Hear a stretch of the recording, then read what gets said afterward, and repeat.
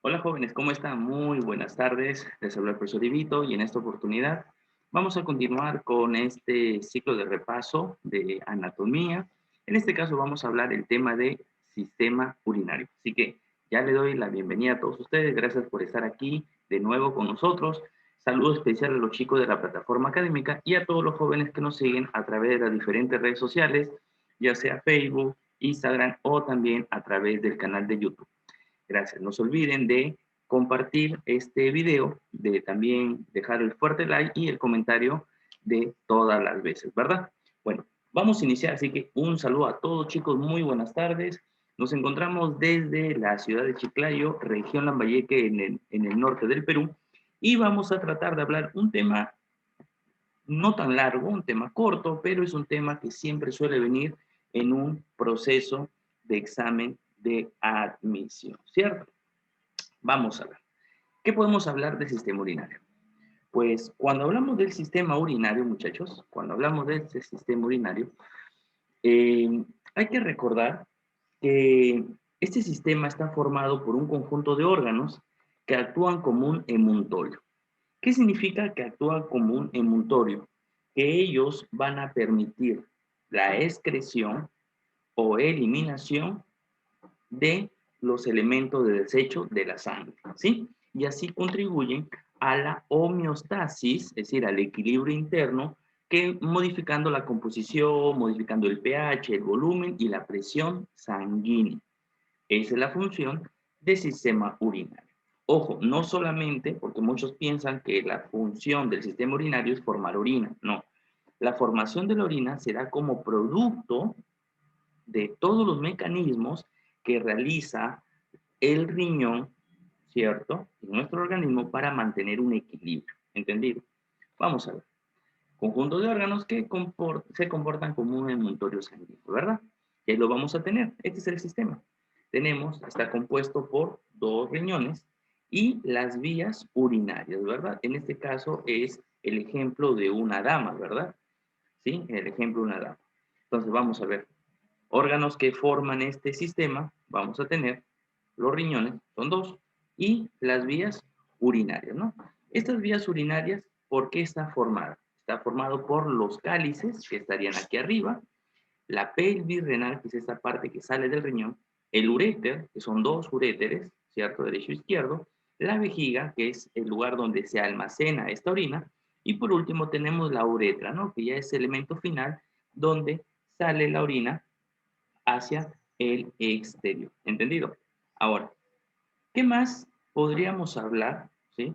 ¿Qué más podríamos hablar nosotros de este sistema? ¿No?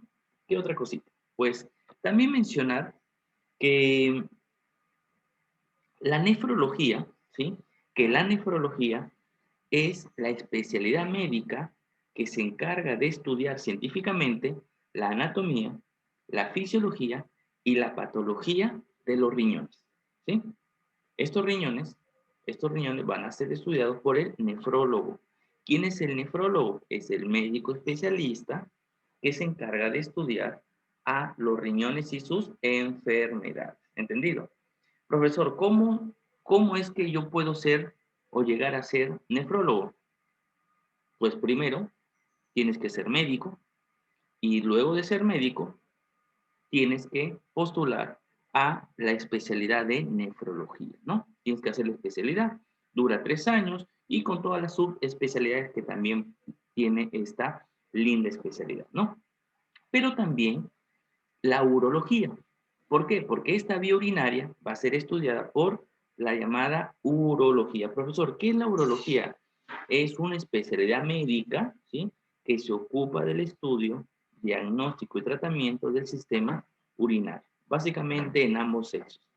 Y además de estudiar la vía urinaria de ambos sexos, estudia el aparato reproductor masculino. ¿Sí? Entonces ahí tenemos.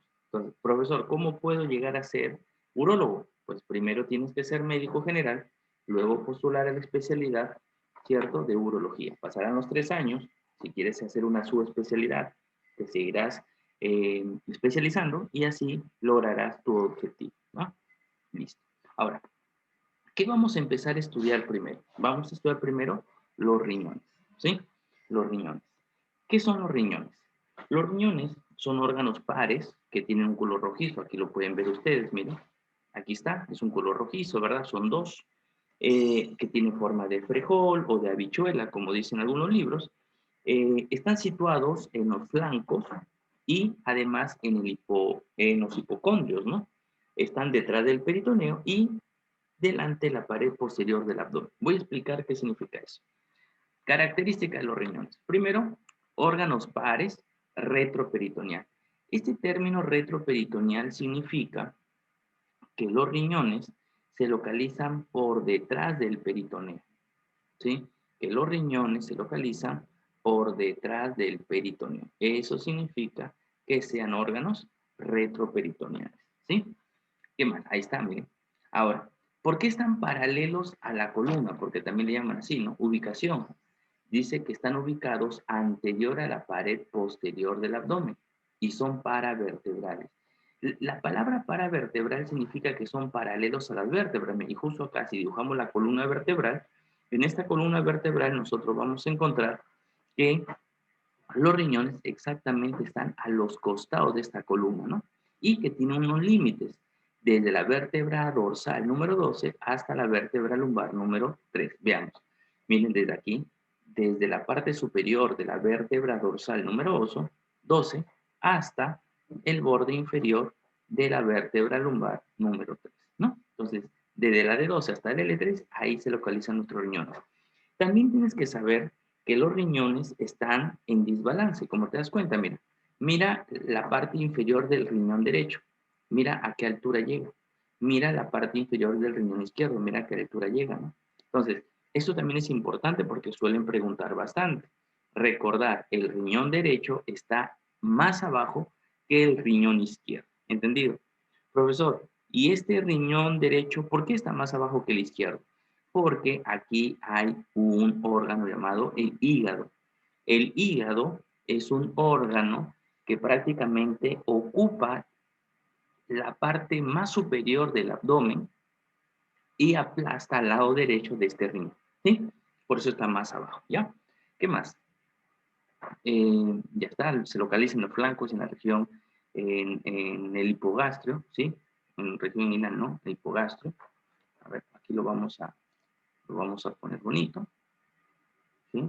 En la región flancos y región llamada el hipocondrio, ¿no?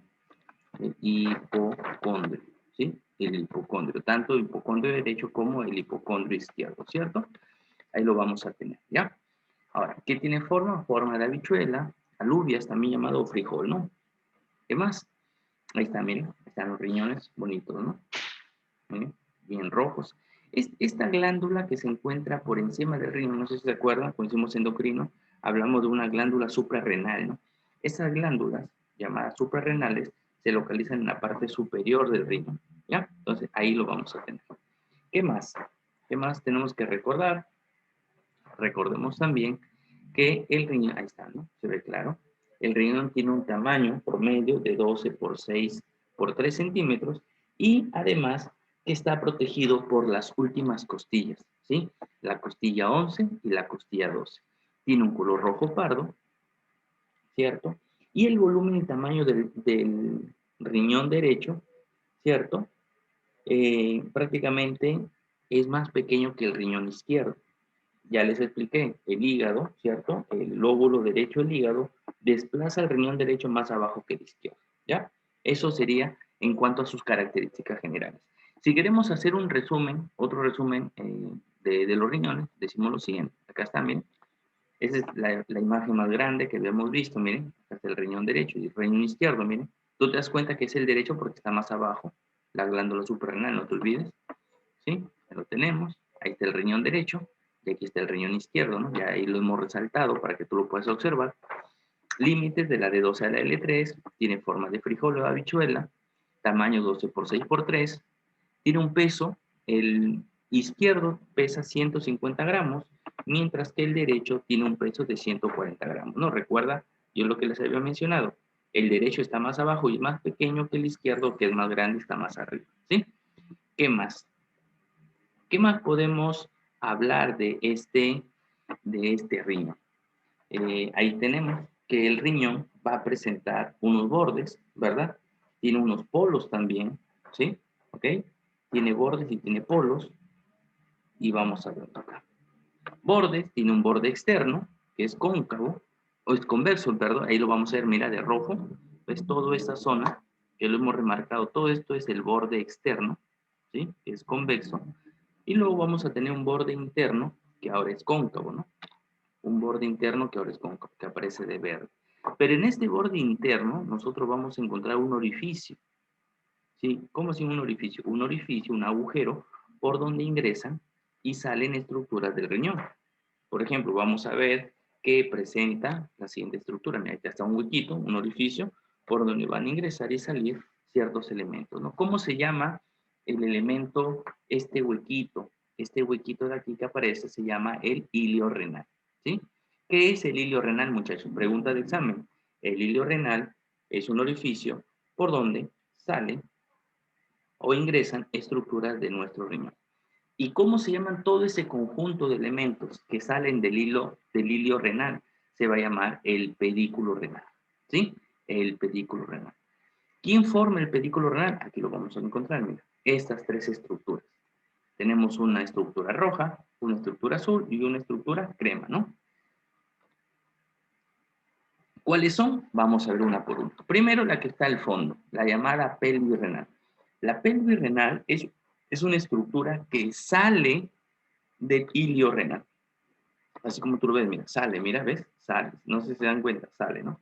Sale de el hilio renal, ¿sí? Es de la pelvis renal. Segundo elemento, ahora esta estructura ingresa al hilio renal. ¿Y cómo se llama la estructura que ingresa? Se llama arteria renal. Ingresa, mira, ingresa, ¿ves? Entra, ¿cierto? Va acá. Listo, el ingreso. Y la última parte es la vena renal, que ahora él sale del hilio renal. Y sale. Entonces, si preguntaran, ¿quién forma la pelvis renal? Perdón, ¿quién forma el pedículo renal? ¿Sí? ¿Quién forma el pedículo renal? Tú dices tres elementos: pelvis renal, arteria renal y la vena renal. ¿Cuál de los tres sale? La pelvis renal y la vena renal. ¿Quién de los tres ingresa? La arteria renal. La recontra facilito, ¿eh? Recontra facilito, ¿sí? Entonces no te olvides, pedículo renal está formado por pelvis, arteria y vena renal. Estos se localiza en la cara interna o hilio renal, ¿sí? Cuidado porque a veces viene la pregunta y dice, ingresan por la cara externa, y tú sabes que por esa zona, llamada cara externa, no ingresa nada, ¿no? No ingresa ni sale. Por la cara interna sí, ¿sí? Por el borde interno sí, ¿ya? Listo. ¿Qué más? ¿Qué más podemos hablar? También podemos hablar, mira, de aquí, de los polos, ¿no? Tiene extremidades o polos. Este es el polo superior, ancho y redondo, ¿sí? Es algo inclinado hacia la parte media, y ahí se localiza la glándula suprarrenal, ¿sí? Ahí se localiza la glándula suprarrenal. Pero también podemos hablar del polo inferior, que estaría acá, mira. Este polo inferior es libre, es más alargado, como tú te das cuenta, es más alargado y es más vertical, ¿no? Ahí vamos a tener. Y existe una cubierta del riñón. Profesor, ¿cuál es la cubierta? La cubierta, su envoltura renales, ¿cierto? Está formado por tres componentes: la cápsula renal, la cápsula adiposa y la fascia renal, ¿sí? Repito, cápsula renal, cápsula adiposa y la fascia renal, ya que ya vamos a hablar un poquito más de cada una de ellas. Entonces ahí tenemos, ese es el resumen de la anatomía ya externa del riñón, ¿cierto? Pero si nos vamos hacia el dentro del riñón, o sea, hacemos un corte al riñón para ver su interior, vamos a encontrar esto: que el riñón está formado por una zona llamada estroma y una zona llamada parénquima, ¿no? El estroma, mira, aquí hemos cortado el riñón, ¿ves? Aquí está, es el corte, aquí está la glándula suprarrenal, miren, el polo superior, acá está el polo inferior. Miren, acá está el pedículo, miren. Y este huequito que acá, este orificio se llama hilio, ¿ves? Fácil, ¿no? El pedículo, ¿quién lo formaba? A ver, chicos, ¿quién me ayuda? A ver, por aquí ya para empezar a activarlo, porque están un poquito en silencio. Me van dejando en los comentarios, ¿sí? A ver, la gente dice, muy bien, ¿quién forma? Lo forma, excelente. Lo forma la vena renal, la arteria renal y la pelvis renal. Excelente. Muy bien, muchachos. Muy, muy bien. ¿Ya? Tenemos, el rojo es arteria, ingresa, ¿verdad? La vena sale y la pelvis sale. Listo. Entonces, vamos a tener hacia afuera, mira toda esta zona, mira el puntero mejor, mira aquí, mira toda esta zona, mira, este bordecito, mira, todo este bordecito, aquí claro, todo esto se llama la envoltura. Sería, yo le llamo como si fuera la cáscara, ¿no? La cáscara del riñón, ¿sí? Porque está por fuera, lo cubre externamente. ¿Quién lo forma? Lo va a formar la famosa envoltura renal.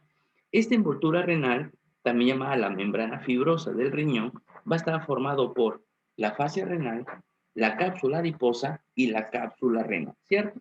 Yo voy a, como siempre, vamos a hacer algo así en vivo, directo, ¿verdad? Vamos a poner esto un poquito más arribita para que se pueda apreciar. Y aquí vamos a agregar algunos datos importantes que vengan de fascia renal. La fascia renal, ¿sí? La fascia renal, también denominada por si acaso o también llamada fascia perirrenal o de Gerota, o también llamada fascia de Gerota, ¿sí? Ese es el nombre que también recibe. Vamos a decir que es la capa más externa del riñón, ¿cierto? Tiene tejido conjuntivo, ¿sí? Tejido conjuntivo fibroso, ¿sí? Es la parte más gruesa y más externa del riñón. Y va a presentar dos capas, dos capas. Una hoja anterior, también llamada de Toll, ¿sí? También llamada prerrenal o de Toll, así se le llama, ¿sí? Esta se va hacia adelante, ¿no? Lo fija con el colon al riñón. Mientras que existe una hoja posterior, la hoja posterior, o también llamada retrorrenal o de Zuckerkall, ¿sí? Así se llama, chicos, miren. La de Zuckerkall, ¿sí? Zuckerkall. Listo. Ahí lo tenemos. Las dos hojas que tiene la fascia renal o de Gerota. ¿Sí, chicos? Listo. Ya saben, sirve para cubrir totalmente al riñón, ¿cierto? Ya está. Ahí lo vemos. Luego tenemos la cápsula, ¿sí? Tenemos luego la cápsula adiposa, ¿no? Esta cápsula adiposa es una masa de tejido adiposo o grasa, ¿sí? Que amortigua los golpes del riñón, ¿sí? Cada vez que el riñón se puede lesionar, esta cápsula adiposa lo amortigua. Por eso es importante esa cápsula renal, ¿ya? Esa cápsula adiposa. Mientras que la cápsula renal, también llamada cápsula fibrosa renal, ¿sí? Es la más interna, la capa más interna del riñón. ¿Qué podemos decir? Es una membrana fibrosa, pero transparente y lisa, ¿ya? Eso podemos decir de la cápsula renal, ¿entendido? Entonces, no se olviden los tres componentes. La envoltura renal va a estar formada por tres componentes. ¿Cuáles son los tres componentes? Tenemos la fascia renal o de Gerota, la cápsula adiposa y la cápsula renal. ¿Ya, chicos? Listo. Ahí creo que con eso ya hemos completado bastante esta teoría, ¿no? A ver, veamos. Ahí está, la fascia renal o de Gerota, capa más externa, tejido conectivo fibroso, presenta dos hojas, una hoja, una hoja anterior o de Toll, ¿sí? Una hoja anterior de Toll y una hoja posterior o de Zuckerkall, ¿no? Ya sabes, una lo rodea por afuera y otro, o sea, por adelante y otro lo rodea por atrás. Tenemos la cápsula adiposa, que es tejido adiposo básicamente, y que va a proteger al riñón de cualquier golpe, ¿no? Amortigua los golpes del riñón. Y finalmente la cápsula renal o interna, que es una membrana fibrosa transparente y lisa. ¿Listo? Punto final a las envolturas. Pero eso es por fuera, es la envoltura, el estroma. Pero el parénquima está formado por este componente llamado corteza renal, que es externa, y el componente que está formado por unos, como unos triángulos, como unas pirámides, llamado la médula renal, ¿no? Listo. Entonces, la corteza renal y la médula renal van a formar el parénquima renal, ¿ya? Eso también lo podemos agregar, chicos, ¿sí? De repente, para que ustedes lo tengan muy completo, podemos decir que tanto la corteza como la médula renal, ¿sí? Tanto corteza como médula, ¿a quién forman? Forman, ¿sí? Tanto la corteza como la médula, ¿qué forman, chicos? Ellos formarán, ¿sí? Ellos formarán, ¿sí? A ver, ¿qué van a formar? Ellos van a formar, a ver, vamos a decir, ellos se encargan de formar el parénquima renal, ¿sí? Ellos forman el parénquima renal, ¿no? Entonces, si a usted le preguntan quién forma el parénquima renal, ustedes deben de saber que lo va a formar quién, tanto la corteza renal como la médula renal. ¿Entendido? ¿Sí? Corteza y médula forman parénquima. Listo. Ya está. Ahora sí, yo creo que está completo totalmente, ¿no? Ahí está completamente. Corteza renal y la médula, ellos forman el parénquima renal, ¿no? Y ese espacio, ¿sí? Ese espacio que se localiza ahí, ese espacio, todo este espacio, miren acá, todo este espacio se llama el seno renal. ¿Quién forma el seno renal? El seno renal lo va a formar el famoso sistema pielocalicial, que está formado por la pelvis y los cálices renales, tanto cáliz menor como el cáliz mayor. ¿Entendido? Va acá, muchachos. Listo. Hablamos entonces de la corteza, ¿no? Vamos a tratar de recordar a la corteza renal. Pues, si nosotros decimos la corteza renal, o la médula renal primero, la médula renal va a ser interna, es oscura y presenta unas estrías, ¿no? Miren, esta zona, toda esta zona de acá, miren aquel puntero, por favor. Toda esta zona de aquí, todo esto, 1, 2, 3, 4, 5, 6. Todos estos componentes forman la médula renal, ¿sí? Es interna, de un rojo pálido, aspecto granuloso, como ustedes ven, miren, ¿sí? Aspecto granuloso. Estrías, presenta estrías, que son las pirámides Malpighi, todas estas son las pirámides Malpighi, mira. Son de 8 a 18, estas pirámides. Recuerda que la base, que es esta, la base de la pirámide, ¿sí? La base de la pirámide se orienta hacia la corteza, hacia acá afuera, mientras que el vértice se orienta hacia el seno renal, ¿no? Va a presentar varios elementos, ahí lo tenemos, color parda rojiza, está compuesto por 8 a 18 pirámides Malpighi. La base, el extremo más ancho, está hacia la corteza, mientras que su vértice, el extremo más angosto, llamado papila renal, está hacia el seno renal, ¿no? Está hacia el seno renal, ¿sí? Presenta, ¿quién forma? ¿Sí? Porque es una pregunta clásica, ¿no? ¿Quién forma? ¿Qué elemento forma la médula o qué elementos se localizan en la médula renal, ¿no? Entonces tenemos las pirámides de Malpighi, tenemos el asa de Henle y tenemos el tubo colector de segundo orden, también llamado de Bellini. No se olviden de ese dato. Las pirámides de Malpighi, el asa de Henle y el tubo colector de segundo orden están formando la médula renal, ¿sí? Ahora, ¿quién forma la corteza renal o qué es la corteza renal? La corteza renal, en relación a la médula, es externa, ¿cierto? Es externa. Es la región superficial, color rojo pálido y aspecto granuloso, ¿no? ¿Sí? Color rojo pálido o claro, un área de textura lisa, presenta, ¿cierto? Va a presentar a las llamadas, a los corpúsculos renal o de Malpighi, y además presenta la continuidad de los laberintos, ¿no? De la nefrona, que también ya vamos a hablar en un momento, ¿sí?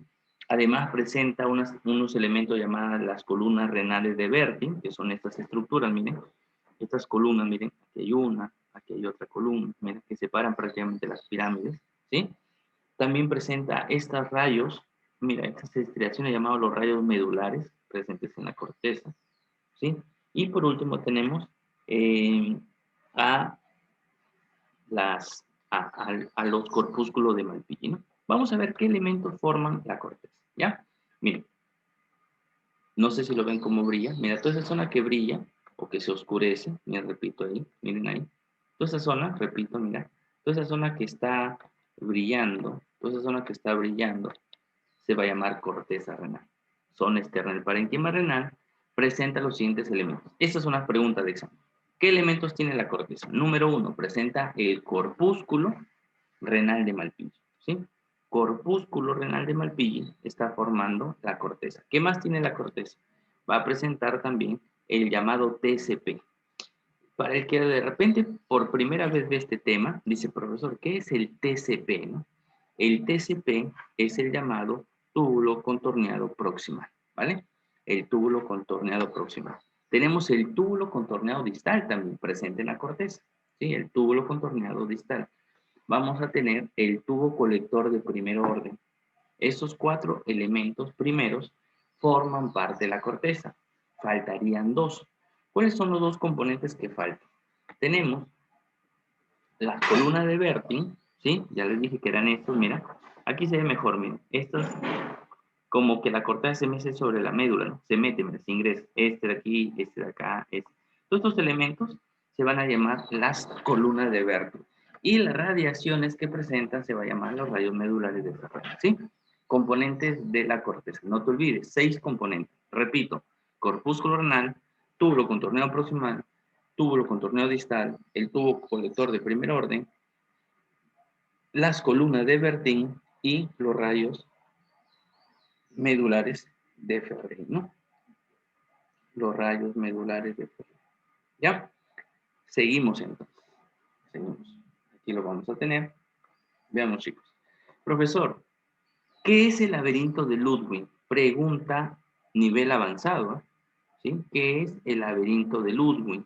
Pues muchachos, el laberinto de Ludwig, ¿sí? El laberinto de Ludwig no es nada más ni nada menos que la unión de 3 componentes de la corteza.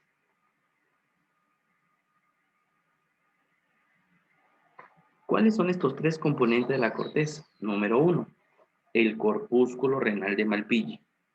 Número 2, el túbulo contorneado proximal. Y número 3, el túbulo contorneado distal. Corpúsculo renal, túbulo contorneado proximal y túbulo contorneado distal, esos 3 forman el llamado laberinto de Ludwig, ¿sí? El llamado laberinto de Ludwig. Listo. Ahora, ¿qué es la nefrona? Es una pregunta que siempre hacen, ¿no? ¿Qué es la nefrona?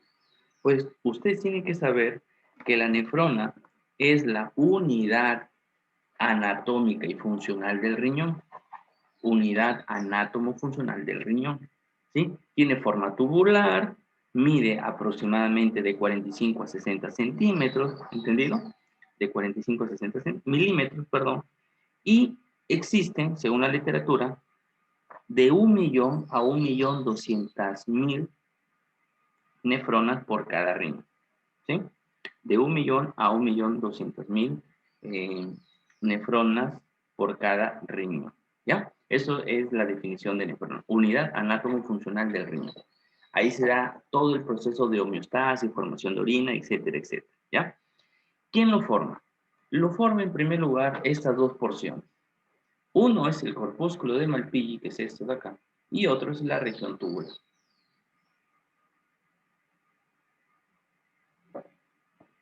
Miren aquí, toda esta zona de acá, todos estos conductos se llaman, esta es la nefrona, todo esto, miren, aquí todos estos componentes se llaman nefrona, que en un momento lo vamos a ver uno por uno, ¿entendido?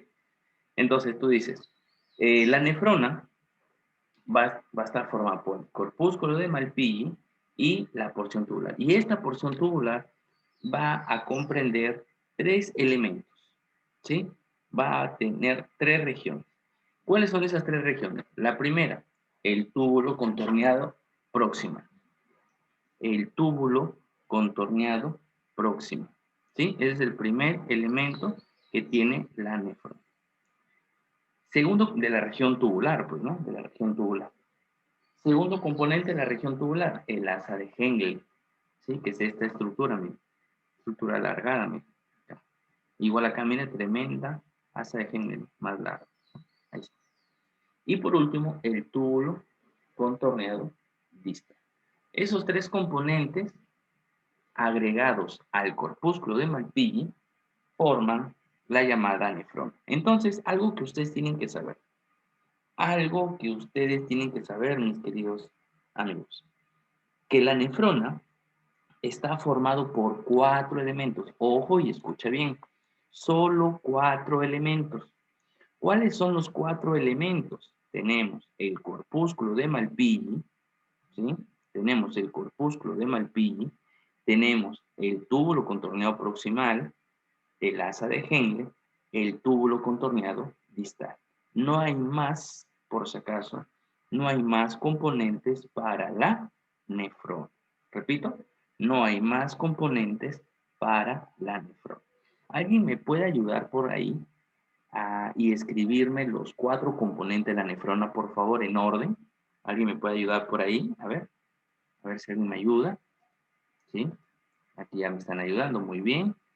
Me están poniendo corpúsculo de Malpighi, muy bien, número 1. Número 2, túbulo contorneado proximal, excelente. Número 3, asa de Henle, excelente, muchacho. Y número 4, túbulo contorneado distal. Ojo que si tú ya has hecho esta práctica, si tú ya has hecho esta dinámica de decirme los 4 componentes, te estás aprendiendo el orden que en el examen piden. En el examen, ojo, cuidado que en el examen te piden ordena las partes de la nefrona. Y hay algunos que no se aprenden el orden. Repito el orden por si acaso. Repito el orden. Número 1, corpúsculo de Malpighi. Número 2, túbulo contorneado proximal. Número 3, el asa de Henle.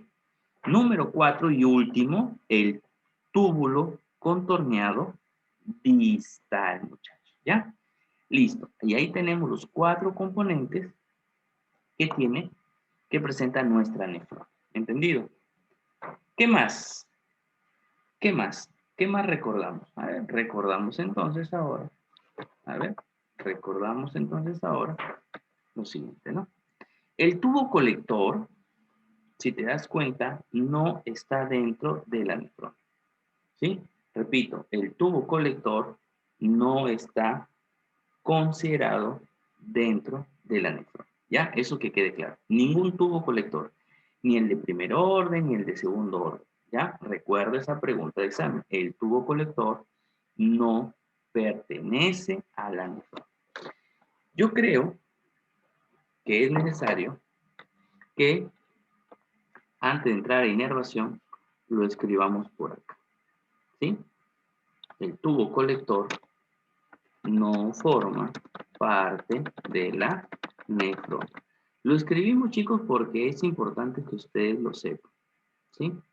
Lo vamos a escribir.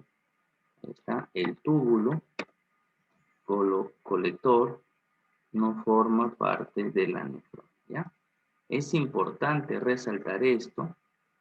Y ahí le vamos a poner lo que le corresponde, ¿no? Ahí está. Le ponemos un colorcito así. Ahí está. Ahí aparece, ¿no? Muy bien. Aquí tenemos el túbulo contorneado proximal. El distal también tenemos. Ahí están los túbulos. Asa de Henle. Listo. Entonces, no te olvides, ningún tubo colector forma parte de la nefrona. Pregunta de examen, ¿ya? Por aquí, ¿qué más? Aquí tenemos corteza. Está bien aquí, ¿no? Muy bien. Listo. Entonces vamos a irrigación.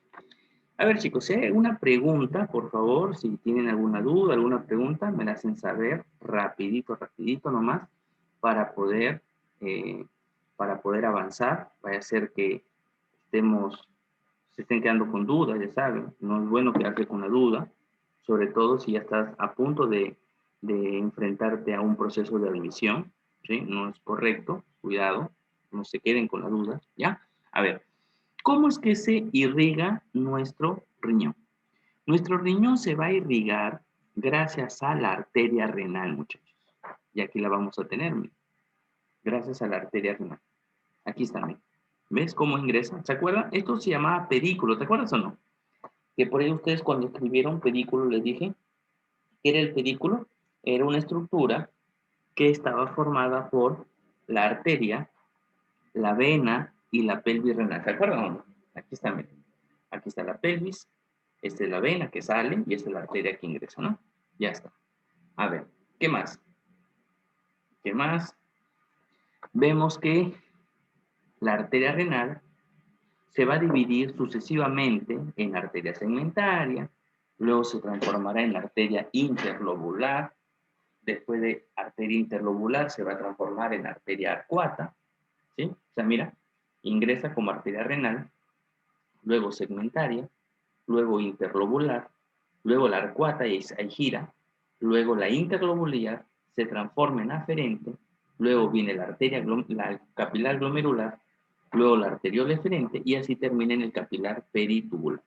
Después de este capilar peritubular vendrá, ¿sí? Después de este capilar peritubular, y a la parte final, mira, ahí está, después del capilar vendrá la vena interlobular, la vena arcuata, la vena interlobular, la vena segmentaria y finalmente sale la vena renal. ¿Entendido? Pero más que aprenderte todo el orden, porque si ya te diste cuenta, es a veces un poco complicado. Bueno, nosotros que ya pues lo conocemos, ¿no? Es más, a veces esto es motivo para que a veces el docente se luzca, ¿no? Dice, de la arteria aorta abdominal nace la arteria renal, esta se divide en arteria segmentaria, luego la viene la interlobular, la arciforme, la interlobular, la arteriola aferente, glomerular, la arteriola eferente, el capilar peritubular, y luego así venimos con la vena interlobular, vena arcuata, vena interlobular, la vena segmentaria y finalmente la vena renal. Bueno, para lucirse, bueno, ya, cada quien se luce, pero yo creo que lo más importante es que tú sepas de esta irrigación 4 cosas. Sí, 4 cosas que tú tienes que aprenderte de irrigación para pasar a otro punto. Número 1, ¿quién le da sangre al riñón? Y ya sabes, la respuesta es la arteria renal. La arteria renal nace de la arteria aorta abdominal, ¿sí? Cuando la aorta pasa por el abdomen, manda una rama al riñón, llamada arteria renal. Número 2, que la arteriola aferente da origen al glomérulo, ¿sí? Repito, que la arteriola aferente da origen al glomérulo, ¿entendido? Que el riñón recibe cerca de el 20% del volumen cardíaco, del gasto cardíaco. O sea, de 5 litros que aproximadamente tenemos en promedio, pues el riñón recibe 1.25 litros diarios. Así, él recibe así por minuto, perdón, por minuto él recibe 1.25 litros por minuto. Miren la gran cantidad. Por eso es que cuando hay una hemorragia, uno de los órganos, de los primeros órganos en afectarse, obviamente aparte de la glándula suprarrenal y el cerebro, es también el riñón. Miren. Sí, hay que tener bastante cuidado con eso, ¿ya? Ya saben, si tienen preguntas, me escriben, no hay problema, yo las respondo, ¿sí? No hay problema. Me escriben las preguntas que tengan o las dudas, ¿ya? Mira, la forma más fácil de aprenderte este sistema de irrigación es aprenderte la secuencia hasta el glomérulo, ¿ya? Hasta el glomérulo. Ahora tú dirás, profesor, ¿por qué? Mira, vamos a repetir, pues. Mira, mira aquí, miren aquí. Mira, desde la arteria renal hasta el capilar, todos son arteriolas. Mira, arteria, arteria, arteria, arteria, arteriola, arteriola, arteriola. Mira, empieza en renal. De renal sigue segmentaria. Segmentaria interlobular. De interlobular arcuata. De arcuata interlobular. De interlobular, si te das cuenta, viene arteriola aferente, un capilar, mira, el glomérulo, y luego viene una arteriola eferente. Mira, cambia aferente por eferente. Mira, cambia aferente por eferente. ¿Ves? O sea, mira, renal, segmentaria, interlobular, arcuata, interlobular, aferente, glomerular y eferente. Luego de eferente, date cuenta que vuelve otro capilar, mira, el llamado capilar peritubular. Si te das cuenta, aquí hay otro capilar, ¿no? Mira, Pero después de esto, ¿qué ocurre? Ocurre que, mira, aquí estaba el capilar peritular, después todo es venas, pero al revés, mira. ¿Cuál era la última arteria? La arteria interlobular. Antes de la arteria interlobular, ¿quién estaba? La arteria arcuata. Antes de la arteria arcuata, ¿quién estaba? La arteria interlobular. Profe, a ver, mira. Antes de la arteria interlobular, ¿quién está? La arteria arcuata. Antes de la arcuata, la interlobular. Antes de la interlobular, la segmentaria. Y antes de la segmentaria, la renal. Quiere decir que si tú aprendes este primer orden, el segundo es simplemente recordar la secuencia para las venas. ¿Ves? Y así hasta que sale por la vena renal. Ahora, la pregunta es, ¿la vena renal dónde drena? La vena renal drena, no te olvides, en la vena cava inferior, ¿sí? Ahí le va a dejar la sangre. Le entregará la sangre a la vena cava inferior, ¿ya? Le entrega en la vena cava inferior. Listo, muy bien. Bien, gracias, muchachos. Me dicen también por qué hay personas que sufren de los riñones. Pues varias causas, ¿eh? Varias causas. Hay personas que por múltiples procesos de infecciones urinarias daña su riñón. Hay personas por deshidratación, ¿sí? Personas que no consumen agua, ¿sí? Hay personas que no toman agua, pero nada de agua, ¿eh? Detestan el agua, ajustas un sorbo, ellos van a hacer que su riñón trabaje en exceso, ¿no? Entonces eso también puede generar. Una hemorragia también puede generar daño renal. La diabetes mellitus, ¿sí? Porque tanto filtrar glucosa, tanto filtrar fósforo, pues finalmente el riñón deja de funcionar y entra en insuficiencia renal.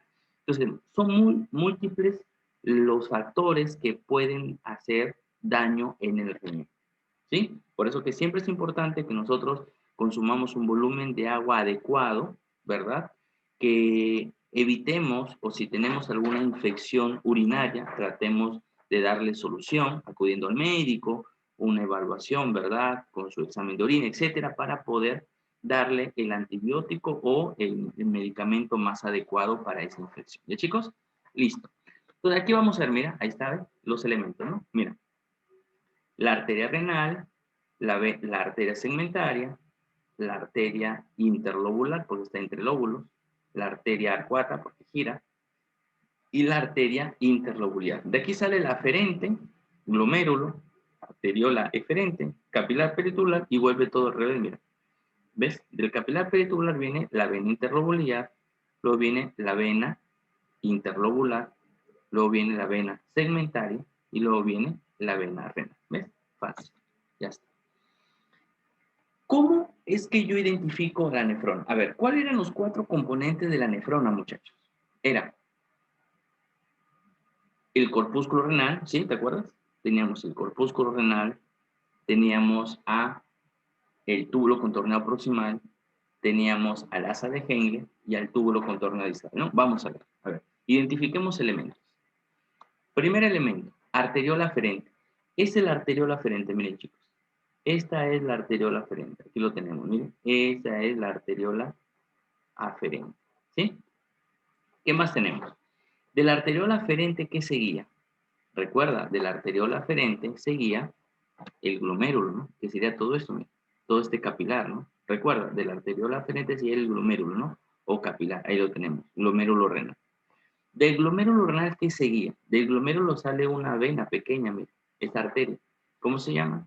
Se llama arteria eferente, ¿sí? La arteriola eferente. Entonces, date cuenta de la secuencia. Arteriola aferente, glomérulo, arteriola eferente. De la arteriola eferente, bueno, sigue el capilar peritubular, que estaría por acá, miren, aquí están los capilares peritubulares. Se le llaman así porque están alrededor de los capilares, ¿no? Peritubulares le llaman, ¿no? Están alrededor de estas zonas tubulares. Pero al glomérulo renal, a este glomérulo, o sea, a este, mira quién lo envuelve, mira quién lo va a envolver. Lo va a envolver un elemento, ¿no? ¿Quién lo va a envolver? La cápsula de Bowman. Quiere decir que este elemento que aparece de verde, ese de aquí, mira, todo este elemento que aparece aquí, que tiene forma de C, ¿verdad? Se llama la cápsula de Bowman. La cápsula de Bowman envuelve al glomérulo. Y ahí viene una pregunta de examen. ¿Quién forma o quién o qué forma la unión del glomérulo más la cápsula de Bowman? Pues recordemos que la cápsula de Bowman, ¿sí? Aquí lo voy a poner yo, vamos a poner esto, muchachos. La unión de estos dos, la unión del glomérulo renal y la cápsula de goma, me da como resultado ¿qué? ¿Qué me da como resultado? Nos va a dar como resultado la formación de un elemento muy importante que tú ya lo conoces. ¿Cómo se llama ese elemento importante que tenemos acá? Se va a denominar, ¿sí? A ver, lo vamos a poner un poquito más anchito, un poquito más ancho. Ahí tenemos, listo. Glomérulo renal y cápsula de goma. Está. Los dos que forman, chicos, los dos al unirse, ¿sí? Al unirse los dos forman a el llamado corpúsculo de Malpighi, ¿sí? El corpúsculo de Malpighi, ¿sí? El corpúsculo renal o de Malpighi, ellos están formados por, ¿quién lo forma? Ya sabes, la cápsula de goma y el glomérulo. ¿Sí, muchachos? Creo que sí se está entendiendo, ¿verdad? Yo creo que sí se está entendiendo. Repito, el glomérulo renal, ¿sí? Repito, el glomérulo renal y la cápsula de goma, ambos forman parte de ¿quién? Ahí tenemos, miren, ambos forman ¿a quién? Al corpúsculo renal de Malpighi, ¿ya? El glomérulo con la cápsula forma el corpúsculo de Malpighi. Pero esta cápsula de Bowman se comunica con quién, porque ahí hemos visto, mira, la cápsula de Bowman con quién se comunica. Se va a comunicar con una serie de conductos, mira, que estarían acá, mira, una serie de conductos, ¿no? De túbulos, mira, mira, están enredados, ¿no? Contorneados, ahí está su nombre, pues mira. Viene por acá, mira, todo contorneado, ¿no? Todo enredado. ¿Cómo se va a llamar? El primer elemento se llama, este de acá, que aparece de azul o de celeste, miren, todo este, ¿cómo se va a llamar? Se va a denominar el túbulo contorneado proximal. Del túbulo contorneado proximal, mira la flecha, ¿quién sigue? Sigue el llamado asa de Henle, ¿no? Que sería todo eso, ¿no? El llamado asa de Henle. Y del asa de Henle, ¿qué continúa? ¿Quién? Continúa el túbulo contorneado distal, ¿no? Y ahí están los 4 elementos de la anatomía. Ahí está, ¿ves? Mira, ahí lo tenemos. Ahí se ve clarito, ¿no? Mira. Este de aquí, llamado cápsula de goma, con el glomérulo, ambos, estos dos forman el corpúsculo renal de Malpighi. Este de aquí, ¿cómo se llama? Túbulo contorneado proximal, mira. ¿Cómo se llama todo esto de acá? El asa de Henle. ¿Y cómo se llama este elemento de acá? El túbulo contorneado distal. Chicos? Facilito, ¿no? Facilito. ¿Qué es el aparato yuxtaglomerular? También suele preguntar por este, muchachos. A pregunta. Pero cuando pregunta, te mencionan, o sea, hay preguntas sencillas de aparato yuxtaglomerular, pero hay preguntas también difíciles. La más difícil es después de la explicación. La más facilita es qué elementos forman, ¿sí? ¿Qué elementos forman el aparato yuxtaglomerular? Pues recordemos que el aparato yuxtaglomerular se activa en nuestro cuerpo cuando existe una disminución de la presión. Profesor, ¿y cómo se me baja la presión? La presión se te puede bajar por varios factores, principalmente por una disminución del volumen sanguíneo. Obviamente, esta disminución de volumen sanguíneo está relacionado con la hemorragia o pérdida de sangre y una deshidratación severa, ¿no? Es aquel niño que todo el día está vomitando y está con diarreas, ¿sí? Ese niño está con una deshidratación severa, tanto así que llora y no tiene lágrimas. Sus labios están secos y hasta se le nota los ojos hundidos, muchachos, ¿sí? Esos son signos que nosotros vemos en un niño y decimos deshidratación severa, lo pesamos para poder darle su tratamiento con el suero o un hidratante, ¿no? Ya aplicamos la norma que existe para tratar niños con deshidratación en los 3 planes que hay, ¿no? Profesor, pero su cuerpo, ¿qué va a generar? Ya, cuando hay una disminución de la presión arterial, ¿sí? Cuando la presión arterial disminuye, los osmoreceptores, que son reguladores de nuestro volumen sanguíneo, ellos le van a informar a quién. Le informan al riñón. ¿Y para qué le dicen al riñón? Le mandan un mensaje de texto, chicos, un WhatsApp, ¿ya? Le mandan un WhatsApp y le dicen, oye, le dicen así le dicen, ¿no? Oye, riñón, o sea que nos nos falta la presión, dice, se nos está cayendo la presión, hay que tener cuidado, le dice el riñón. Y el riñón dice, chicos, tranquilos, que yo soluciono todo, no se preocupen. ¿Qué hace el riñón? Produce renina, primer componente de este aparato, y empieza a producir renina. La renina no va a elevar la presión, la renina se produce para dirigirse ¿hacia dónde? Hacia el hígado. Y el hígado ve a la renina llegar y le dice, oye, renina, ¿qué haces acá? Oye, no estamos en cuarentena, nada de visitas, ¿ah? Y la renina dice, no, yo no lo estoy visitando, yo vengo a transformar al angiotensinógeno. Así, de arranque la renina no viene con vainas. Dice, voy a romper el angiotensinógeno que tú tienes adentro. Entonces, el angiotensinógeno, chicos, que está en el hígado, se transforma. ¿Y en qué se va a transformar? En el llamado angiotensina 1, y ahí tenemos el segundo componente de este aparato, ¿sí? La angiotensina 1. Esta angiotensina 1 se va a encargar de dirigirse hacia el pulmón, ¿sí? Se dirige al pulmón, mira cuántas vueltas da para elevarla. ¿Y qué pasa en el pulmón? En el pulmón, la enzima convertidora de angiotensina transforma el angiotensina tipo 1 en angiotensina tipo 2. Y ahí tenemos el componente importante, angiotensina tipo 2. Profesor, ¿y qué hace la angiotensina tipo 2? Se asegura que el angiotensinógeno se siga produciendo en angiotensina para hacer un círculo vicioso. O sea, se asegura el ciclo del angiotensinógeno, ¿sí? O sea, la angiotensina 2 hace el mismo efecto que hace la renina en el hígado, que el angiotensinógeno se transforma en angiotensina y así se vuelve un círculo vicioso, ¿entendido? Pero también la angiotensina tipo 2, ¿sí? ¿Se dirige hacia dónde? Se dirige hacia los vasos sanguíneos para hacer vasoconstricción y ayuda y estimula al túbulo contorneado proximal para que éste reabsorba agua y así elevar la presión. Pero ese no es su efecto principal, por eso que tú lo ves con unos puntos. O sea, no es la función principal, es una función secundaria que tiene el angiotensina tipo 2. ¿Cuál es la función principal? La función principal de la angiotensina tipo 2, chicos, ¿sabes cuál es? Es la de dirigirse hacia la glándula suprarrenal. ¿Qué hará la glándula suprarrenal? Esa glándula suprarrenal, muchachos, lo que va a hacer es producir aldosterona. Tú dirás, profesor, ¿y la aldosterona qué va a hacer? La aldosterona va a producir la reabsorción de sodio. Y al reabsorber sodio, reabsorbe agua. ¿Sí? Al reabsorber sodio, reabsorbe agua. ¿Y esto qué hace? Si absorbe agua, ahí está, reabsorbe sodio y agua. Y si reabsorbe agua, ¿qué va a pasar con la presión que estaba disminuida? Mira, este agua, ¿qué va a hacer con esta presión? Porque la estamos perdiendo por acá. Pues va automáticamente a aumentar la presión. Y así.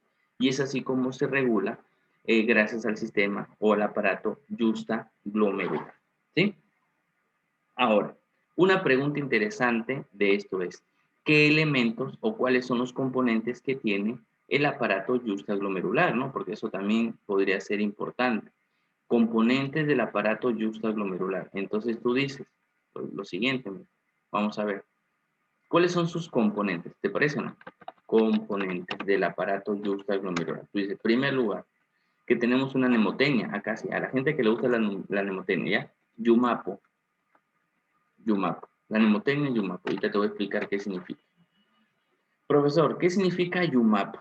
La primera Yu significa células, ¿sí? La primera Yu significa, a ver aquí con minúsculas, ¿sí? Célula, uy, células, justa, glomerular. Célula justa glomerular. ¿De qué se encargan las células justas glomerulares? ¿Sabes de qué se encargan, chicos? Se va a encargar, aquí lo vamos a poner, se encarga de elaborar renina. ¿Para qué? Para aumentar indirectamente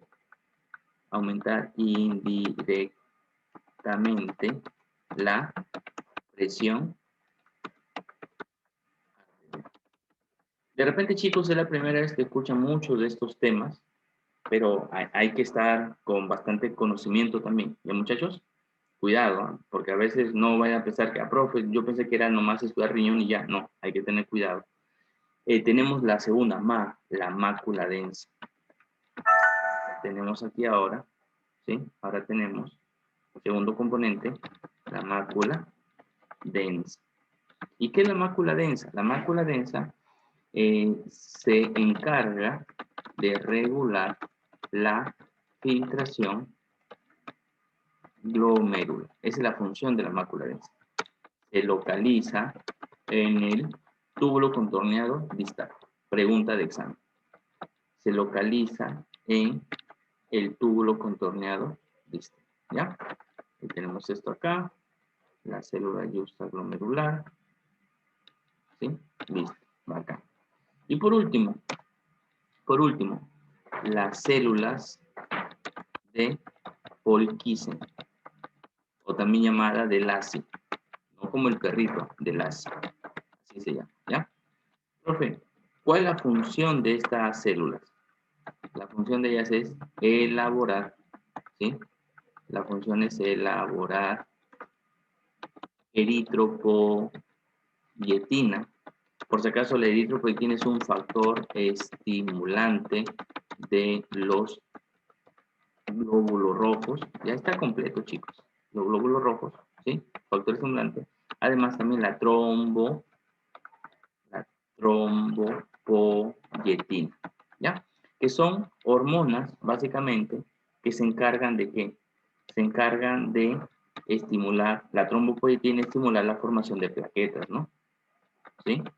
Que lo tenemos de los glóbulos rojos, trombopoyetina, listo. Entonces, chicos, yo creo que con esos datitos, ya están, muchachos. Esos datitos yo creo que van a ser muy importantes para que ustedes lo recuerden cuando quieran estudiar el aparato yuxtaglomerular. ¿Ya? Ahí está. Veamos, entonces le ponemos su animación por acá. ¿Sí? Le ponemos su animación. Ya ustedes saben, ¿no? Ya saben la clase. Listo, a ver. Veamos. Entonces, veamos. Ya habíamos visto esto. Aquí, Listo, ¿no? Componentes. Célula glomerular se encarga de elaborar renina para aumentar indirectamente la presión arterial. Pregunta de examen. Tenemos la mácula densa, se encarga de regular la filtración glomerular y se localiza en el túbulo contorneado distal. Y además, la célula de Purkinje o de Lassie, elaborar eritropoyetina, que es el factor estimulante de los glóbulos rojos, y la trombopoyetina. Muy bien. ¿Sí? Finalmente, chicos, para ya terminar con nefrología, ¿sí?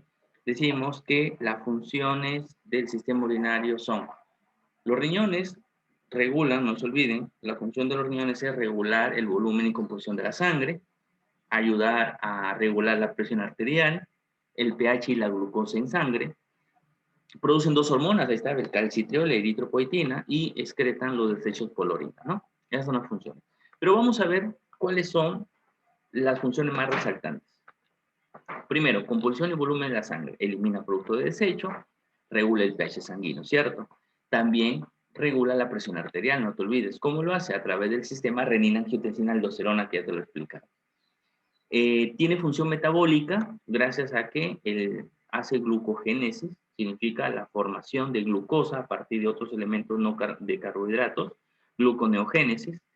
Hace secreción de eritropoyetina, ¿verdad? Y la síntesis de calcitriol, la vitamina D activada, ¿no? Muy bien. El 1,5 de hidroxicolecalciferol, ¿no? La vitamina D3, ya está. Esas son funciones aparte que también tiene nuestro riñón. Y por último, chicos, la formación de la orina, ¿no? Profesor, ¿cómo se forma la orina? La orina se va a formar mediante tres fases. La primera fase, denominada filtración, ¿sí? La primera fase, denominada filtración. Y tú dirás, profesor, ¿y cómo se da la filtración? La filtración será el proceso por el cual las materias que están en exceso en la sangre, ¿cierto? Pasan al riñón para ser eliminados. Por ejemplo, ¿cuál? La, la mayoría de sustancias, a excepción de las proteínas, ¿sí? Todo lo que está en la sangre pasa hacia el riñón, se filtra como si fuera un colador, pero lo que no pasa son las células sanguíneas y las proteínas de la sangre. Eso no pasa, no deberían de pasar. Profesor, y si pasaran hacia el riñón, pues eso me está indicando que hay una enfermedad, hay un daño en el riñón. Hay que tratar de solucionar ese problema, ¿entendido? Pero recuerden, no debería de pasar ni células ni proteínas hacia la orina, ¿entendido? Pero eso se llama filtración. Profe, se filtra así como cuando filtramos café, igualito. Tal cual el proceso de filtrar café, igual aquí se filtra, ¿entendido? Muy bien. Aquí me están diciendo, profesor, me he dado cuenta que la arteriola aferente es más gruesa que la arteriola eferente. Así es. La arteriola aferente es una característica que tiene, ¿no? Tener un volumen mayor que la eferente. ¿Y por qué? ¿O para qué? Para que la sangre esté más tiempo,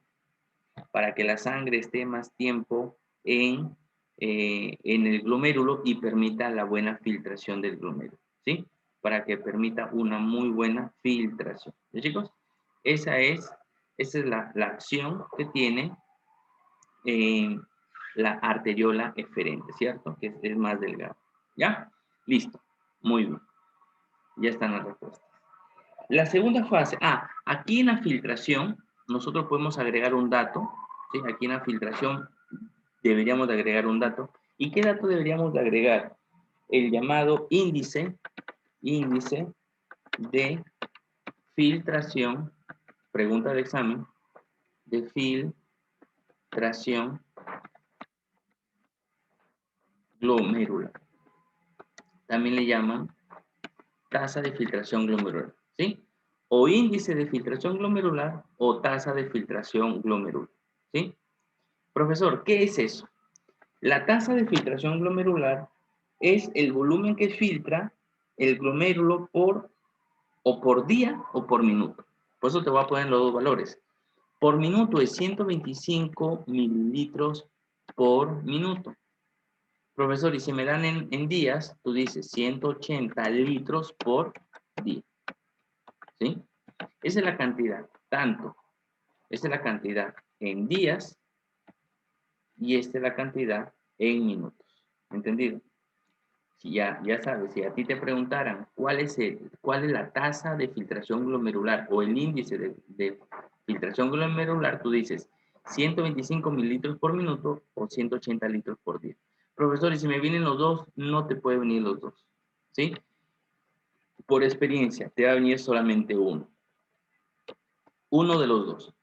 Te pueden venir los dos valores, pero tú vas a elegir uno y uno será la respuesta. Si te preguntan en milímetros de mercurio, mililitros por minuto, ya sabes que la respuesta es 125. Pero ahora si te preguntan en litros por día, ya sabes que la respuesta será, ¿sí? La respuesta va a ser 180 litros, ¿ya? La respuesta va a ser 180 litros. Listo. ¿Qué más? ¿Qué más tenemos que saber? Ya, la reabsorción. Ahora, la reabsorción, ¿sí? La reabsorción será un proceso, el segundo proceso, en donde todo lo que se filtró no debe de eliminarse, porque por ahí se filtró algún aminoácido, se filtró por ahí alguna glucosa. Entonces, tú sabes que ni los aminoácidos ni la glucosa debe de eliminarse por la orina. Entonces, ¿qué hace el cuerpo? Reabsorbe los elementos que se filtraron, ¿sí? Reabsorbe los elementos que se filtraron. ¿Y cómo lo hacen? De forma pasiva y de forma activa. ¿Quién se filtra de forma pasiva? O sea, sin gasto de energía. Quien se filtra, sí, quien se reabsorbe va a ser el agua y la urea. Pero luego vamos a tener que también se va a reabsorber de forma activa, gastando energía. ¿Y quién lo hace? La glucosa y los aminoácidos, el sodio y el potasio. ¿Ya? Esos 4 elementos mínimos son los que realizan la reabsorción. Y por último tenemos la secreción. ¿Y qué es la secreción? La secreción es ¿sí? La secreción es la eliminación de sustancias que no se filtraron, o sea, que no se filtraron a cambio, ¿sí? De repente porque era muy grande, de repente porque no había la presión suficiente, entonces se va a secretar, ¿sí? La secreción, entonces recuerda, es la eliminación de la sustancia que no se filtraron para mantener un pH estable. Lo que a mí me interesa que ustedes aprendan, porque recuerdan que eso es algo, esto es general para todos, ¿verdad?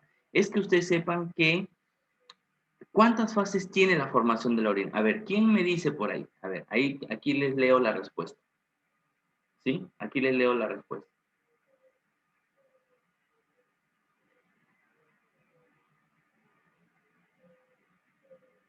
Ajá. A ver, a ver, a ver. ¿Cuántas fases tiene la formación de la orina? Muy bien, son 3. ¿Cuál es la primera? No, son 3, ¿ah? Ojo, son 3. 3 fases tiene la formación de la orina. Primero, filtración. Segundo, reabsorción. Y tercero, la secreción, ¿no? Aquí estoy viendo una pregunta y me dicen, profesor, ¿qué pasa que las personas cuando van al baño a miccionar, porque cuando se aguantan de ir les pasa un ardor? ¿A qué caso es una infección? Bueno, se va a relacionar, ¿sí? Se va a relacionar. Puede ser que esta persona consumió mucha proteína y no ha tomado agua, entonces la orina va a salir caliente, va a arder.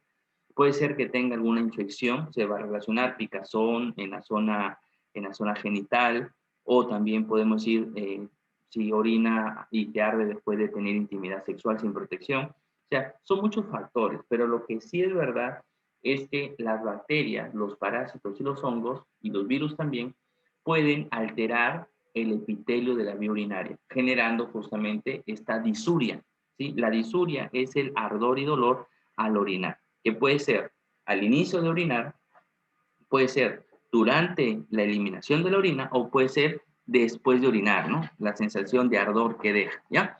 Cualquiera de esas opciones puede representar una infección de tracto urinario. No necesariamente, pero sí puede representar una infección de tracto urinario. ¿Qué tengo que hacer, profesor? Número 1, irte al médico para que te examine, para que te dé una orden para examen de orina, lea los resultados con el urocultivo y se te dé el tratamiento más adecuado. Profesor, ¿y qué ocurre si no lo hago? Porque ya pasaron 15 días y ya, listo, ya me curé, no, pues no tomé medicina, no me fui al médico, nada. Pues lo que puede pasar, muchachos, es que se genere una resistencia o una cronicidad. Ya luego, cuando tú quieras tratar esa infección, pues va a ser más difícil tratar. Hay que tener cuidado porque estas bacterias son muy comunes de hacer resistencia. ¿Ya? Son muy comunes de hacer resistencia. Muy bien. Miren esta imagen. Aquí en esta imagen se resumen los 3 procesos que les había mencionado. Mira, la arteriola aferente, mira, se forma el glomérulo, ¿sí? Mira, y aquí se forma la arteriola eferente. ¿Ves? Aquí está el capilar peritubular que les había mencionado. Primera fase, filtración del glomérulo, ¿ves? Las sustancias se filtran al glomérulo. ¿Ves? Aquí está, el corpúsculo renal. Y todo eso se llama corpúsculo renal, pues mire, son cosas que hemos visto. Corpúsculo renal más el glomérulo, ¿no? Cápsula de goma más glomérulo, corpúsculo renal. Luego esta sustancia viene por acá y date cuenta, mira, ¿qué ocurre? Regresa a la sangre. 2, reabsorción tubular. Desde el filtrado glomerular hacia la sangre. Quiere decir que aquí sustancias que no deben de ser eliminadas regresan a la sangre. Eso se llama reabsorción tubular. Pero luego de la sangre pasan elementos hacia el túbulo. ¿Por qué? Porque aquí hay elementos que no se filtraron. Entonces dice, secreción tubular, desde la sangre hacia el filtrado glomerular, ¿no? ¿Y eso qué ocurre ya? Luego sale en forma de orina, ¿no? Una vez ya estando así, ahora sí se va a llamar orina y contiene todas las sustancias que se quieren eliminar. ¿Cuál es la composición básica de la orina?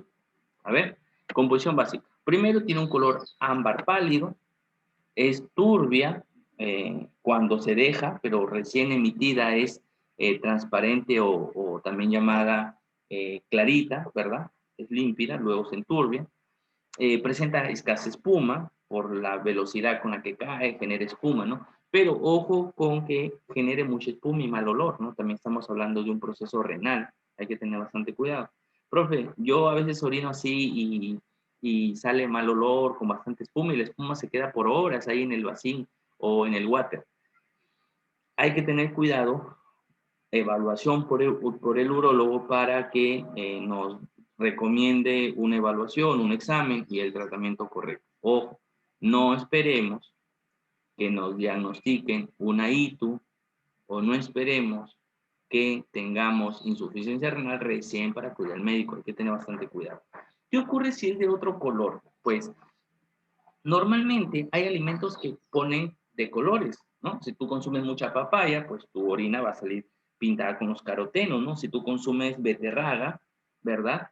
En ensalada, en jugo también va a salir pintada. Hay fármacos como el piridium, o, ¿sí? El piridium, que es la fenazopiridina, que también pigmenta, que pigmenta también la orina, ¿no? O sea, normalmente tú llámale cambio de color cuando toda tu vida fue de un color y de un momento a otro se relaciona con ardor, dolor, ¿no? Entonces ahí nosotros podemos, claro, va a cambiar de color. Pero si tiene un color amarillo siempre, toda la vida, no te arda, no tiene mal olor, no hay problema. Pero sí, también relacionarlo con el tomar agua, ¿no? Por ejemplo, no sé si te ha pasado, bueno, a mí me sucedía, a mí antes de la pandemia me gustaba mucho hacer deporte, dejando 2 días hacía deporte, fútbol básicamente, ¿sí? Otro deporte no practico, y a veces, obviamente saliendo del trabajo, saliendo del trabajo, me iba a hacer deporte, entenderás que ya no tomaba agua en el camino, ni mucho menos antes de ingresar al campo de fútbol, porque podía generar algún dolor de vaso, etcétera, ¿no? Entonces, o podía correr menos. Entonces, ¿qué hacía? Yo tomaba al final, ¿no? Terminando el fulbito, venía el fulbazo, ¿no, muchachos? Lo lógico y lo justo, como dice, ¿no? Pero fulbazo con rehidratantes, por si acaso. Nada de bebidas alcohólicas, ¿ah? Nada de bebidas alcohólicas, por favor. Entonces, en ese fulbazo, Dayana no me cree, dice, profe, mentira, nada, muchachos, porque como uno trabaja y como maneja, uno no puede, o sea, uno va a ir a hacer deporte para luego malograr. Dayana me dice mentiroso hoy. Nada, Dayanita, uno toma la justa su agüita, su, sus rehidratantes. Por ejemplo, hay un rehidratante bien rico llamado Pilsen y hay otro rehidratante llamado Cristal. Yo me tomaba una docena de cada una y me quedaba bien hidratado.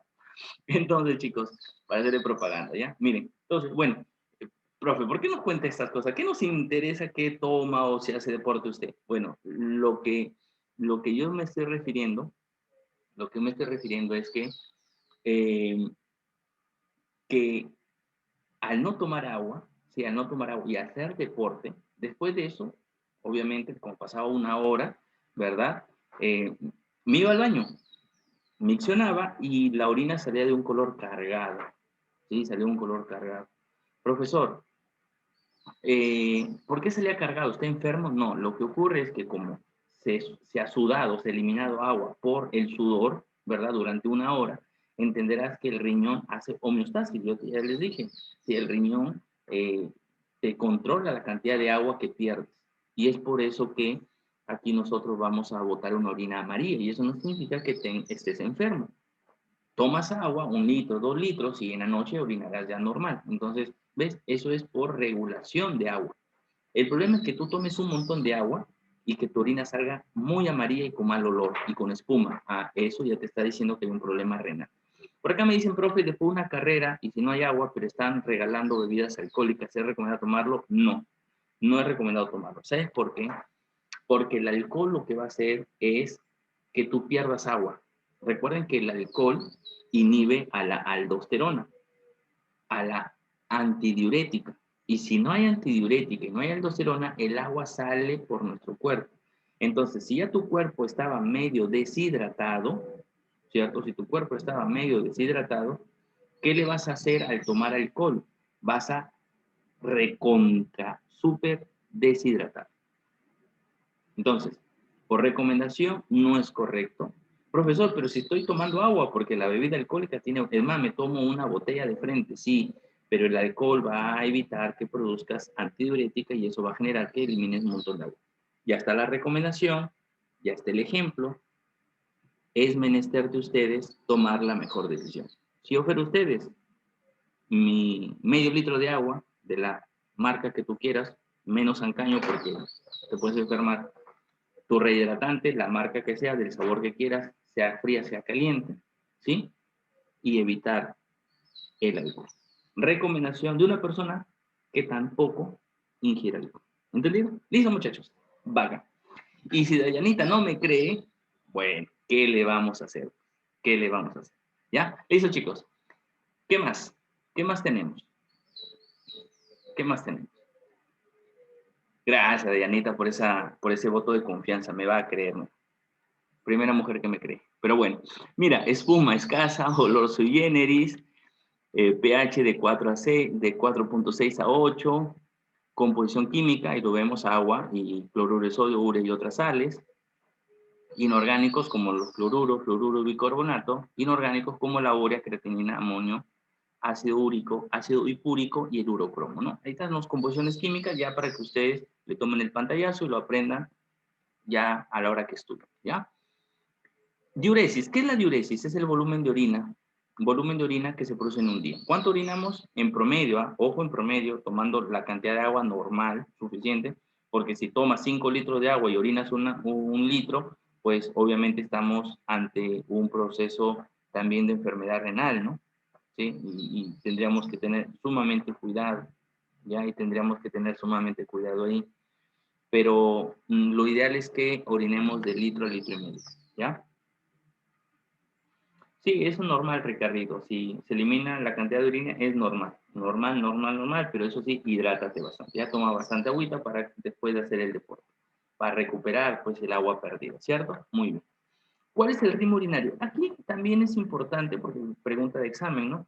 A veces te dicen que una persona cuando va varias veces al baño, ¿verdad? A eliminar poca cantidad de orina, es un paciente normalmente que de repente sufre de próstata, ¿no? También es un proceso. Entonces, ¿cuántas veces es normal ir al baño a orinar? De 2 a 4 veces al día. Ya, eso es normal eliminar. Y eliminar, obviamente, gran cantidad de agua, ¿no? Eliminar gran cantidad de agua.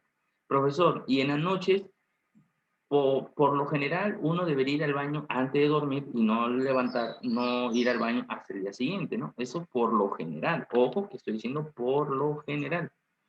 Pero ¿qué ocurre? A veces, ¿verdad? Hay personas que antes de irse a dormir, antes de irse a dormir, pues se toman 1 litro de agua, ¿no? Entonces, ¿qué va a pasar? Que tu riñón va a empezar a filtrar toda esa agua y vas a terminar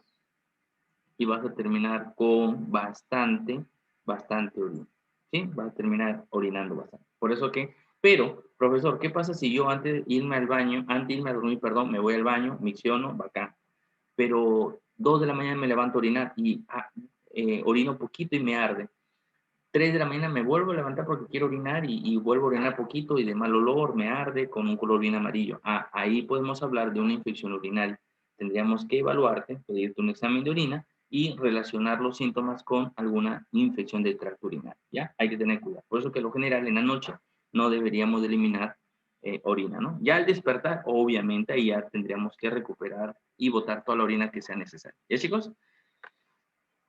Y bueno, eso fue todo aparentemente con riñón. En la vía urinaria solamente recordar esto.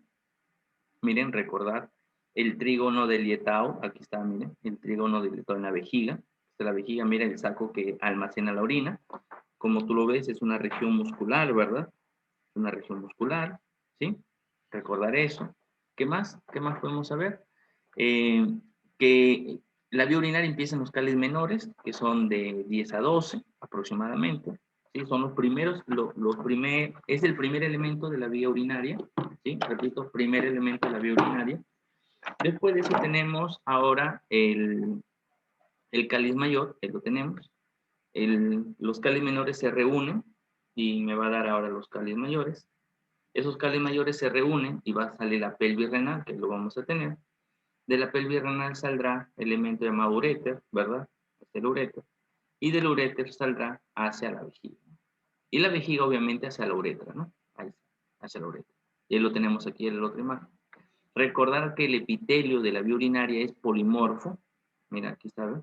El riñón, mira, la orina, vejiga, uretra, ¿no? Recuerda que el epitelio de la vía urinaria es polimorfo, ¿no? Aquí tenemos la vía urinaria masculina. Ahí lo tenemos, miren. Vejiga, Esta es la uretra masculina. Mira, la uretra masculina es larga, más larga que la de la mujer por la presencia del pene, ¿verdad? En todos los accesorios, que eso lo veremos ya la próxima semana al hacer sistema reproductor. No se lo van a perder, ya que es la penúltima clase que vamos a tener, chicos, porque la última clase será el aparato reproductor femenino, ¿no? Y ahí tenemos la vía urinaria femenina. Y es así, chicos, como hemos llegado a la parte final de nuestra clase. Gracias, como siempre, por estar aquí, interactuar, dejar sus preguntas.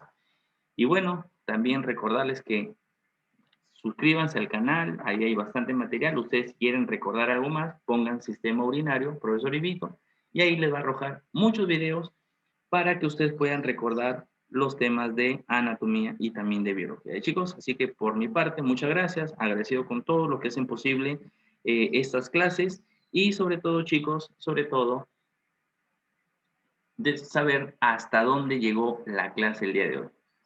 Muy bien, muy bien, muy bien, muy bien. Esta clase llega, dice, llega hasta ¿dónde? Hasta San Juan del Urigancho, Ferreñafe, mi tierra, mira, mira, Ferreñafe, mi tierra.